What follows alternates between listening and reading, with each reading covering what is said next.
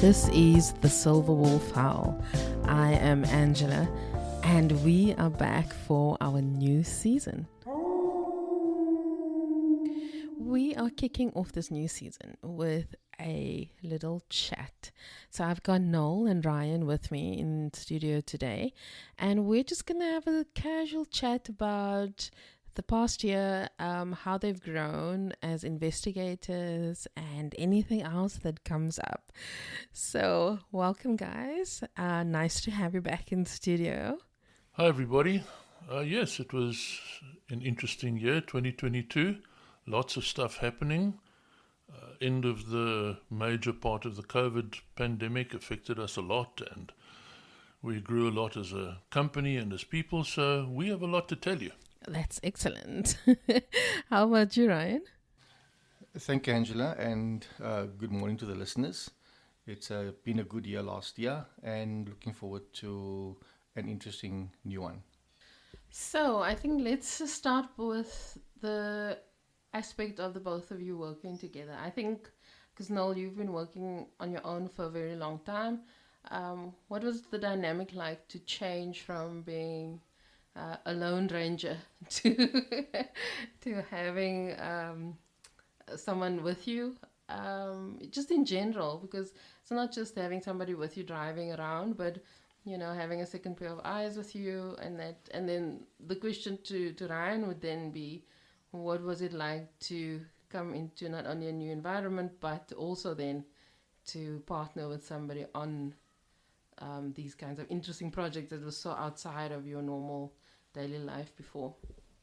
Initially, it was very difficult for me because I'd never really learned to work with a partner, or at least I hadn't worked with a partner in many, many years. But it was also absolutely excellent because Ryan and I fit together like a hand and a glove really, really quickly. And he was also just an absolute brilliant learner, just absorbed everything that I could teach him. And I started learning stuff from him, which I didn't know. And I learned very quickly that Ryan is one of those really unusual people that really does have my back. And that made a huge difference in some of the stickier situations we got into. Yes, of course it would. Hey, you need to have that confidence as well, that you don't have to be watching everything. You know that you've got somebody watching your six, so to speak. So that's excellent. Yeah, as for myself, I come from a corporate environment where you were working with close to between 12 and 20 people. Now you're in a vehicle with one person, but what I can say is that it was a huge learning curve for me, but it's as if Noel went to instructor school. He's just such a very good teacher, a mentor, and it was very easy to learn these things because, it is what he knew and not what he was taught, you see. So because everything that he done, he learned himself as he, like over the years. And it was just so easy for him to pass it on to me that it was quite easy to pick up. That was what made the transition so much easier. Okay, that's quite interesting. So then, okay, what is it like traveling? Let's go to that point then. What is it like traveling with somebody and then, being in such close quarters with that person for that time, having to work quickly and hectically and pressured, because when we travel, there's no leisure time, So you going up there, you're starting to work, you get things done as quickly as possible, and then you're traveling back again. So there's lots of time pressure. As I said, close quarters, because you often have to share quarters, things like that. So it ends up being a few days of being together 24 hours a day. So what was that like for both of you? It was actually perfectly easy for me. I found that I had absolutely no problem with it whatsoever because we fit together so well, and we were very sort of automatically and easily able to use the traveling time in vehicles, etc., to talk about the case that we were involved with, to plan and things like that. So by the time we got to our destination, we pretty well had our plan and we knew what we were going to do, and we knew what the alternatives were in each different case scenario that we might come up against. And in the other part of the time when we weren't planning, basically we had a good time. Laughed and talked a lot of nonsense, and we've become good friends as a result. Oh, that's so nice. Noel singing, you know, at speed you can't jump out of a vehicle, but it's a lot of fun. Besides the planning, besides knowing what we're going for, and you know, brainstorming, preparing mentally, knowing who needs to do what. But traveling really sets the tone for working together. Yeah, so hopefully with the next trip, I'll have earphones this time so that Noel can sing and I'll just, you know, possibly watch a movie. But it's awesome. Collaboration in a vehicle, you have hours, you know, and that's why things always work out perfect, or almost as if it was pre-planned days before the time. But no, it was all road trips are awesome. Yeah, they are fun. I'd like to actually mention a particular example of how well this worked. We had an arrest that we were participating in with the South African Police Service, particularly with police officers from a station far away from where the arrest had to go down, and we were working undercover on the matter. By the time we got to the place where we were going to arrest the person, we had our plan so down that the arrest was completed within 15 seconds of our exiting the vehicle, with no violence whatsoever, complete surprise, complete and utter surprise. The person was taken down without violence, without anybody getting hurt, and they were cuffed within a matter of seconds. Everybody was safe. Wow, that's awesome. Yeah, I remember that one actually. Yeah, that's good, man. So I'm actually just going further on the traveling thing. As you're talking, I was just thinking that, you know, when you travel and you have that kind of light-hearted, laughing, joking thing together, it relieves the pressure of the seriousness of what you have to do at the end of the trip. I mean, like Ryan and I have gone together and on a trip, and when we are in the car, we're laughing, we're listening to music and stuff, but when we get out of the car, it's serious, you know, and we go and do what we have to do, and then you get back in the car, and it's kind of a relief almost to let go of that serious bit of yourself that you needed to have so focused and steely attention. And then it just helps again to recharge, to do the next thing. I don't know if you guys feel that as well, but that's definitely how I felt. No, definitely. It's like a well-oiled machine. When you switch off, you blow off some steam, you cool down. But when you have to do what you must do, because we plan, because we communicate, and because we work so well together, that when it's time to play ball, we play ball. So we work hard, we play hard, and that is all that one needs to do. You know, you need to know what you must do. You do it, and when you're done, you just carry on. That resonates with me. The single most important thing is communication in this business, because when you are out there, you cannot afford for 1 second for anybody's back to be unguarded, for there to be any kind of distrust or uncertainty. And with this team, there just isn't any. And that is why we're the best. But in all seriousness, I don't think you can work in our field and then have doubts about your partner. I don't think that would work effectively at all. So yeah, that's good to know. But I think, yeah, I think we're actually very lucky to have the group that we've got because we've all got our own, not only unique style, but perspective that we bring. And also, at the same time, we all click and we get along very well. So yeah, I think we got the cream of the crop here, and I'm including myself in that.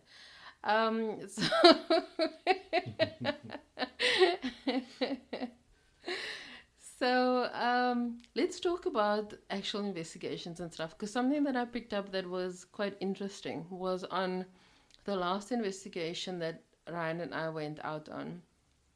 Something that I thought was normal or could possibly be boring for somebody, when we had to do a search of an area for evidence. The person that worked there found this so fascinating, what we were doing. And I thought that he would be bored out of his mind coming with us and walking inch by inch and searching like we did. But he felt it was so exciting and he was like, oh, okay, why are you guys doing this and why are you doing that? And when I explained to him what our thinking was behind certain things, he thought this was just so amazing. So have you guys had that kind of experience as well, where it's something that you think is fairly mundane or almost the boring bit of our work, but somebody else thought it was just like, oh, wow, so interesting. I mean, let's be fair. Everything that we do, the industry that we're in, is fascinating to people in general. But that I just found so funny that something that I thought would be boring, he thought was the most exciting thing of his day. Well, for me, I'm so used to seeing that it's normal because every single thing that we do has thinking behind it that is alternative to the thinking that is generally out there, the thinking that is generally in the world. People think in a fairly set, almost mundane way very often. And the way we have to look at things to investigate them turns things on their head. So it's very alternative, it's very different, and it's extremely out of the box, and people find that fascinating. They always do. We had this one attorney that we had to find a vehicle. And when we explained our processes, our success of finding the vehicle, she was torn between leaving the office and riding along with us just for the sheer fun of it. She was beside herself. She couldn't believe that people work and have so much fun. But for us, it's just one of the things that we have to do. But for her, it was like a kid going on a merry-go-round ride now. So, but unfortunately, she had to stay in the office. Oh, sure. And she was kind of like disappointed with that. The poor woman. Yeah. I think, because, look, okay, maybe being me, it's different from you guys then. But when people ask me what I do, I kind of always get this reaction. And I spoke about it in the very first episode of this podcast. But it still fascinates me, even after all these years. It's like some shop or something the other day, it's something normal, and somebody had asked me that question. And when I said, because they read the name on my shirt, and they were like, Solwolf, and I said, private investigators. And they went, whoa, so you run after naughty people, So, yeah, I don't know. What do you think about that, actually, that people have that reaction? Do you think, do you feel good or kind of, I wouldn't say annoyed, but almost surprised by reaction? Because, I mean, we all have different and unique jobs and industries that we work in. But somehow this one gets a lot more attention. And like I said, for me, I could maybe see it because I'm a girl and doing it. That may be the fascination there. But what are your guys' experience and feelings about that? Well, mine has been my immediate reaction with almost every one of those situations, and I get them all the time, is, geez, you watch way too much TV. because people have these assumptions as to what private investigation work is like and how it goes and what we do and stuff like that. I get asked questions like, "Oh, do you break into people's houses and go and collect evidence?" I'm like, "No." Um, so yeah, sometimes we have to kind of get people to curb their expectations just a little bit. Yeah. Well, touch wood, I've not had to chase anyone yet. You know, it's not like a ride along. You know, we say it's a foot chase, James. It's a foot chase. Now, we actually plan so that we don't have to chase people. You know, we rather bring them to us, which I'm glad for Noel for coming up with those ideas, so that we don't have to exert too much force, and because movies tend to give people a different sense of what it is that we do, but in real life, it is completely different. We leave the chasing to SAPs. We just, point out there he is, and that's it. So we step back and we just ride along.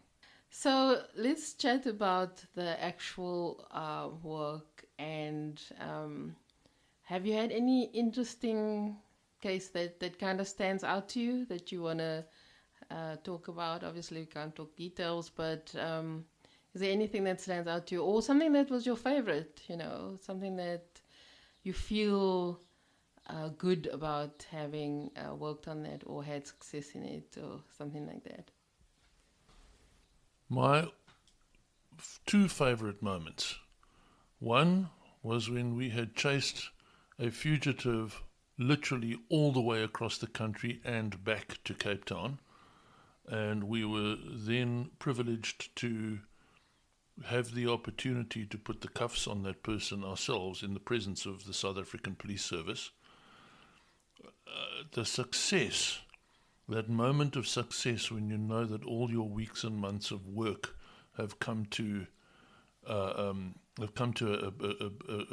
good end, a very successful end. That's one thing. And the other was finding a mentally disturbed missing person. Again, a couple of days of very intense hard work, and then we had that moment where we found this person and we were able to call her family and say, "We have her under observation right now," and they were able to hospitalize her. That for me was one of the greatest moments of my 36 years in this business. I can agree with Noel. Those two instances was exciting. It was eventful. It was, we really push our limits with those two cases, and the sheer, ease we felt when we found that person. But for me, it's a case of doing in like an accident report, where there's a man laying, on his bed, crippled, can't talk, can't do anything for himself. And basically you have to find the answers and that he needs to be able to be compensated. For example, a road accident fund. He was in an accident and people just, no one even bothered to answer his side of the story.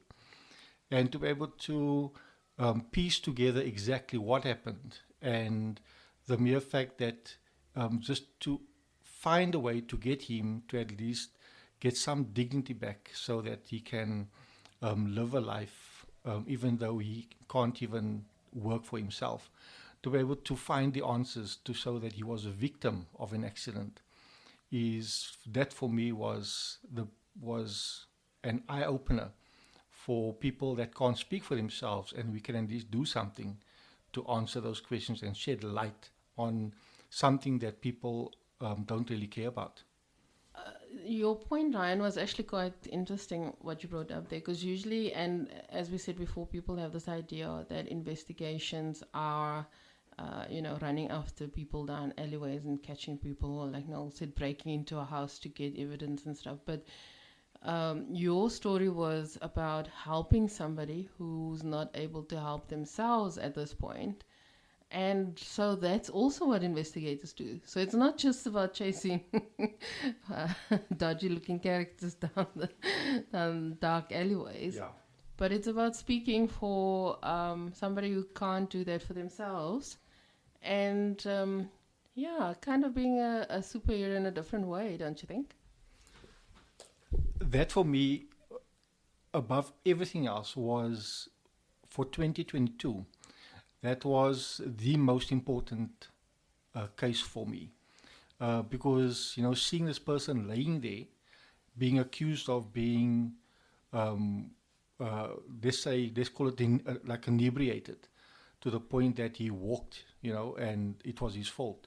It turned out that from, um, the at the end of the day, the forensics tells the truth, and the evidence and actually hitting the road and speaking to people, you actually learn how people can manipulate a system, hide behind, um, uh,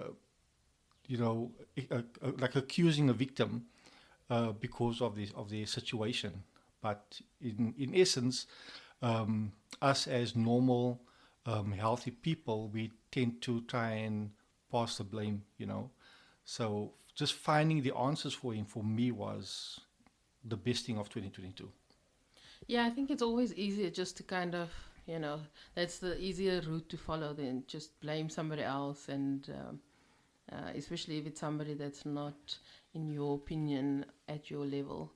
It's easier just to do that than to actually find out what the actual truth is. Yeah, I think our work brings out a lot of interesting points, not just about the actual work, but about human nature and people and ourselves too, to an extent, I think. So I think that this is it becomes more than investigation at the end of the day. Don't you think so? I certainly do. One of the other satisfying aspects of particularly those accident claim cases is where you've got people with different agendas that are involved. It could be family members of the victim, it could be others who might benefit from such a claim, things like that. So very often we have to pick through the lies that people tell us and find out what the truth is. In one particular instance, we had a driver who obviously thought that he was going to be accused of something if he told the real truth. And the forensics of the case showed him to be completely inaccurate, fairly drastically so. We were able to pick that apart and get to the truth and find out exactly what did in fact happen. And that was extremely satisfying. That kind of then leads to the whole point of our industry and being investigators, because you cannot just assume that somebody is whatever you think, either innocent because they live in a big mansion and they have legitimate businesses or whatever, or guilty because he's homeless and he's on the street and he must have been up to no good. You cannot just draw those conclusions at the beginning of an investigation. You have to actually dig in and almost go in with a neutral perspective, or not almost, you should go in with a neutral perspective, because you need to then find the facts of it. And I think maybe what you're saying is that you discover interesting things about people that you maybe thought, would be automatically assumed to be guilty or whatever. Turns out to be innocent, like in Ryan's story now. He was the victim in that instance.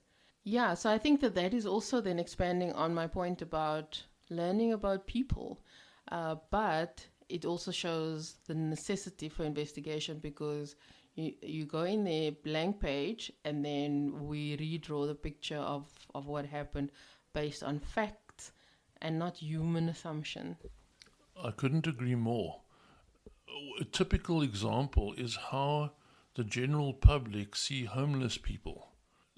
immediate assumption with 90% of the general public when they look at a homeless person.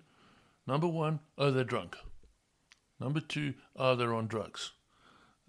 That is the assumption that most people make instantaneously just looking at a person sitting on the sidewalk that appears to be homeless.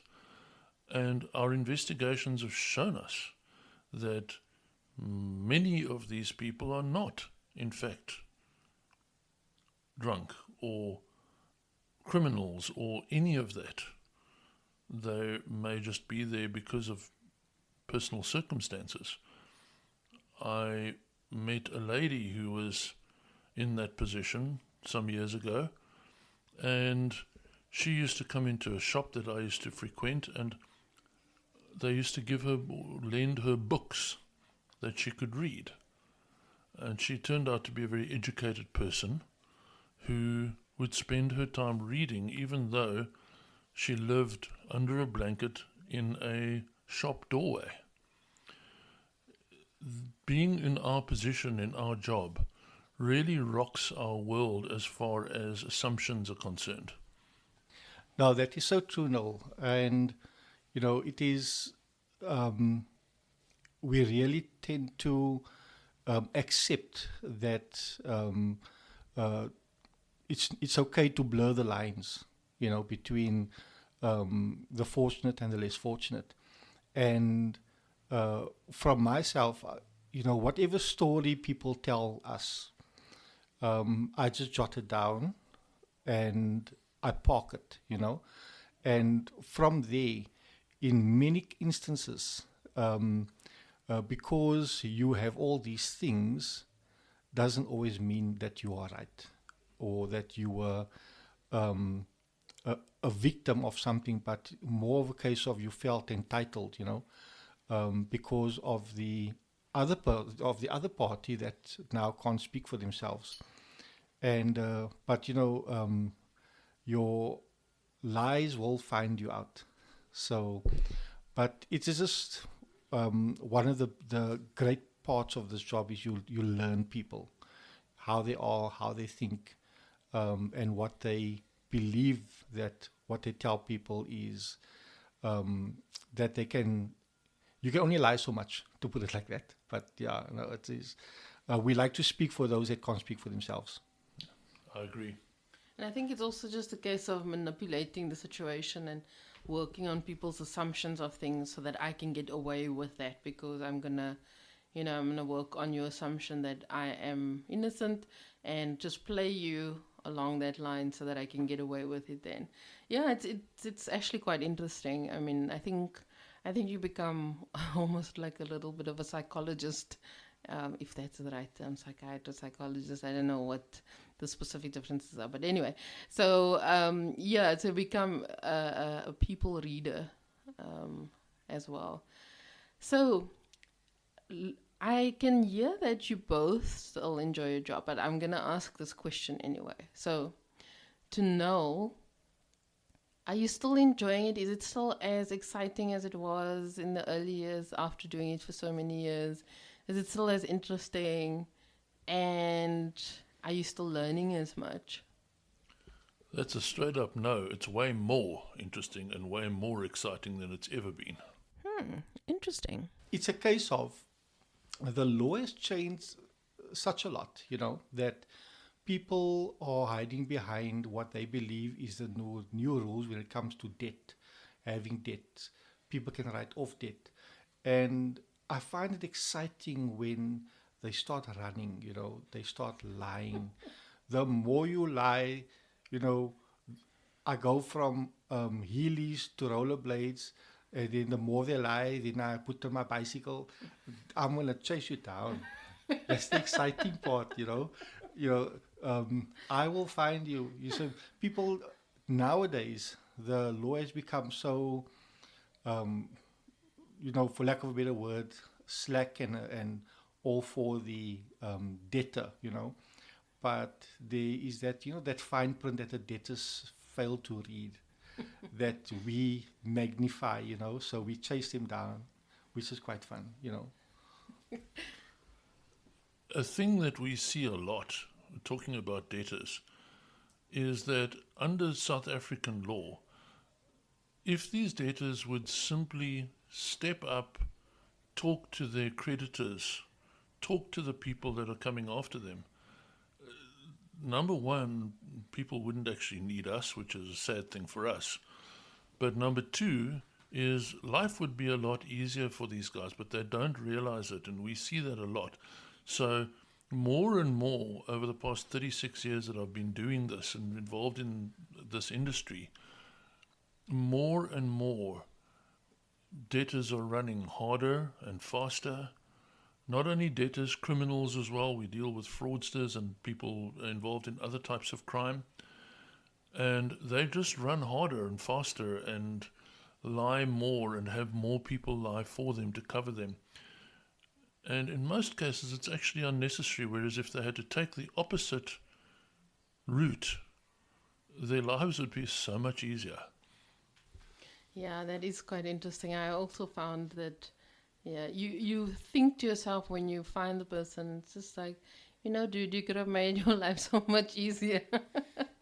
Now look at where we are. But then again, as you say, if they did that, then yeah, we wouldn't have work. So yeah, thanks for running so we can have work.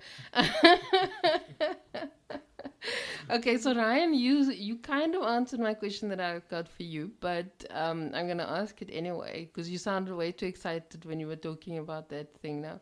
So my question is, how are you enjoying it? Would you want to go back to corporate? Are you loving being a private investigator? Look, at this point, the number that I use when I do tracing for people, and I chase them hard and I chase them fast, that somewhere along the line, someone saved my number as Roodepoort Sheriff. And when I phone people, then they think it's the Sheriff of Roodepoort phoning them. But I don't know where else, how people are saving my number, but I actually Googled it. And people are saying that this man is a hunter. So, but I am enjoying it immensely. Yeah, a lot of experiences, and when people answer the phone, then they even answer by saying hello, Sheriff. So, oh my goodness! So you're getting like this level of respect even before you've said your first word. They're like, yeah, meneer, whatever you want, sir. That's interesting. That's really interesting. So, I mean, look, we were talking about, that there's lots of fun on the job as well. There's lots of seriousness on the job as well. Do you have any, something silly that happened that kind of sticks out in your mind that you can share with us a story about that? Because I don't think people think that we have funny or silly things that we encounter when we're on the job. Man, it's the look on their faces. There's one guy that we hunted down from Gauteng, from Cape Town to Gauteng and back to Cape Town. He basically, we made an appointment with him, and I was the groom, and I was here to look at an event or a venue. And he politely walked right up to us in the parking, welcomed us with open arms, and as his arms went out, the cuffs went on, And the puzzling look on his face, was, what's happening, All this on a Saturday morning, beautiful day, but for him, he thought it was just work. For us, it was work. Yeah, but your work didn't compliment his work. So I think from his perspective, your work sucks, dude.